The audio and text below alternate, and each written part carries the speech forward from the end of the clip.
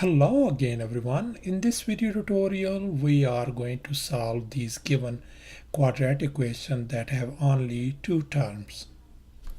So let's go ahead and solve this very first question that is right up here. As you can see over here between these two terms, these and this, you can see that x is in common. So that means we can factor out x outside. So once if you move factor outside, so we're going to have inside the parentheses x over 3 minus 7, and that is equal to 0. So now we have two factors. One is x, the other one is in the parentheses. We're going to split them up. I'm going to put down x equal to 0 as one of our factor, and the other one is x over 3 minus 7 equal to 0. So the next step, I want to make sure move this negative 7 on the other side because we want to isolate x.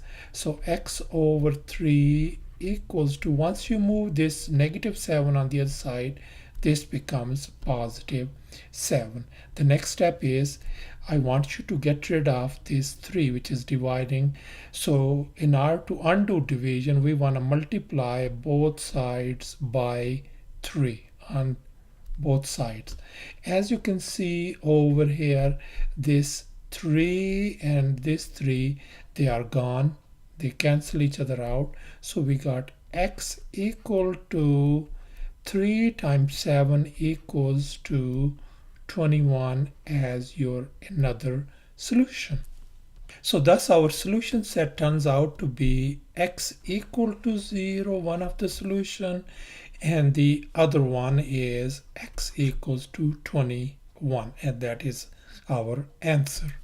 So let's move on to our next quadratic equation. As you can see, in both terms we have x's in common, so that means I can move x outside and x could be factored out. So once x is outside, we got 3 over 5 x plus 4 equal to 0.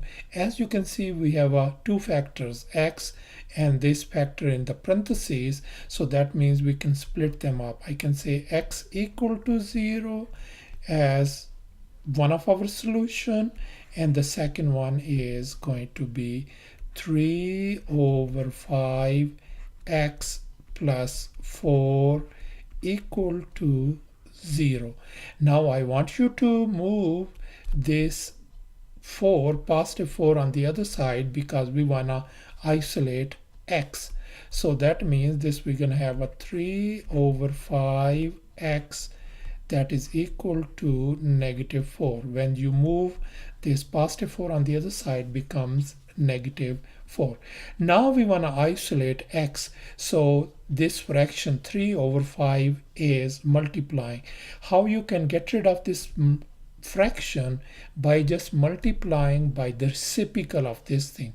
So reciprocal of this one is going to be 5 over 3 on this side, and same thing, we're going to multiply 5 over 3 on this side as well.